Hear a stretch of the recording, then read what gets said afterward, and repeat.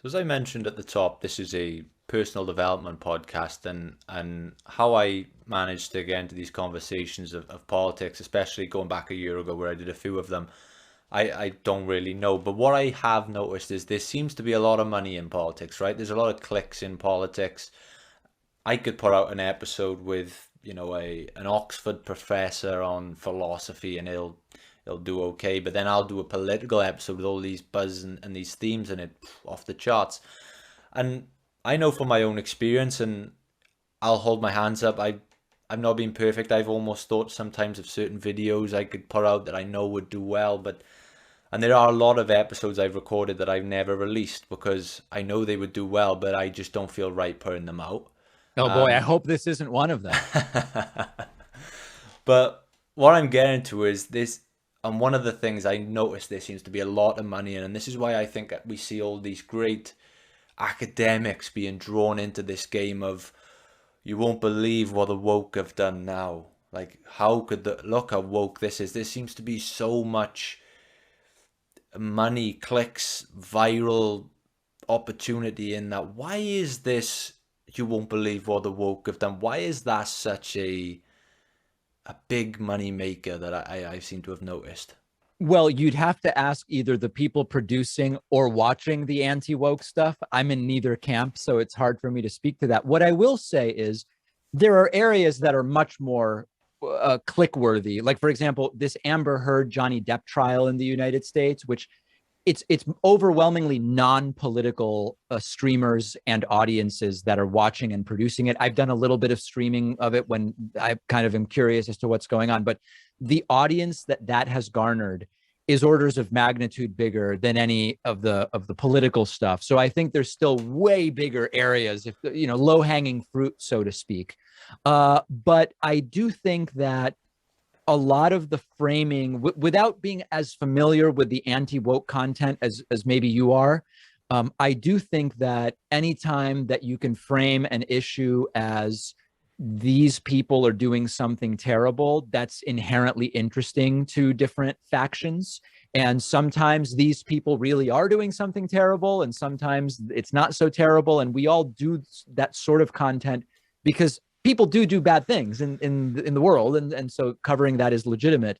But I don't think it's anything. I mean, salacious stuff does well generally. I don't think it's just in the online politics space. Hmm. Yeah, and for me, I think it's quite sad sometimes when I see, you know, uh, really great professors who have a lot of value to give in their subject, maybe it's psychology, psychiatry, philosophy, that seem to just come over and get drawn into this game of politics where I'm not sure what the motivation is. Maybe it does irk them. Maybe they realize that there's a different avenue in there. I don't know, but it does make me sad sometimes when we see what I consider to be great minds in their own field, and we're just bogging them down, or they bog themselves down with these questions that really have no meaning.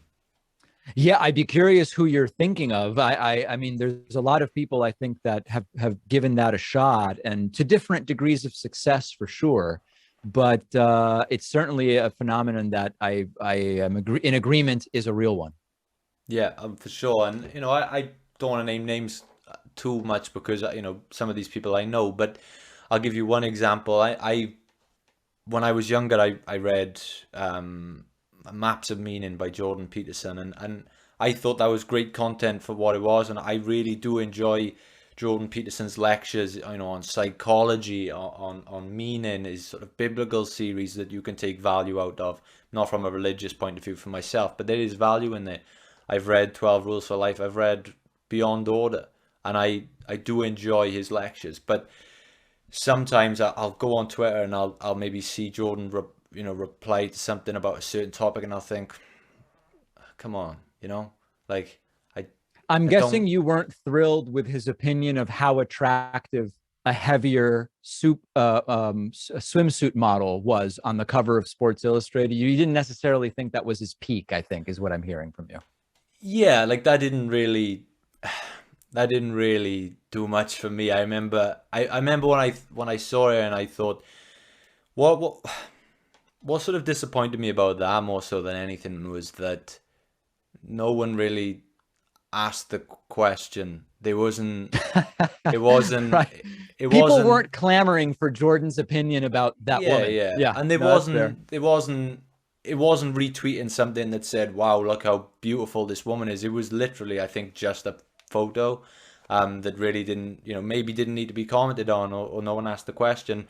And Yeah. and that is it, because it is a shame, because I love, I have a lot of respect for Jordan and his. I've had his wife Tammy Peterson on this podcast, and it was an incredible conversation. We talked about meaning, we talked about all these values, and that was one of my favorite episodes I've ever done.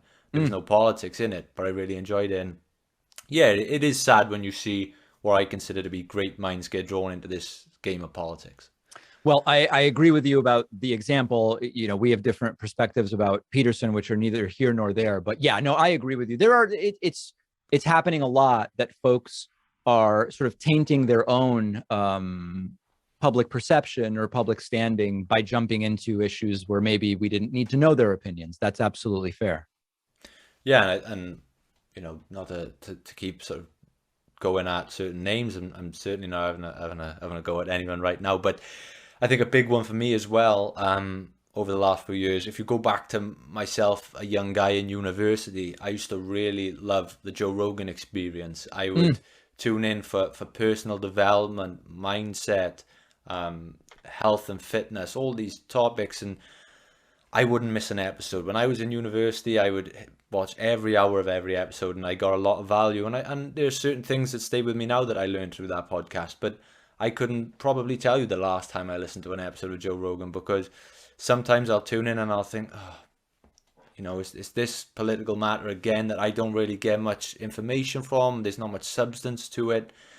And I don't know when sort of Rogan became the authority on everything that is politics and health. But yeah, it is sad to see that happening. And a lot of people consider sort of Joe Rogan to be one of the most important figures of our time right now. I wonder what your opinion on that would be. Well, I know Joe a little bit. I've been on his program twice. I agree with you that some of the most interesting interviews I've ever seen have happened on Rogan's program, without a doubt. And one example is when he had Michael Pollan on, after Michael Pollan wrote "This Is Your Brain on Plants," which is a fascinating book.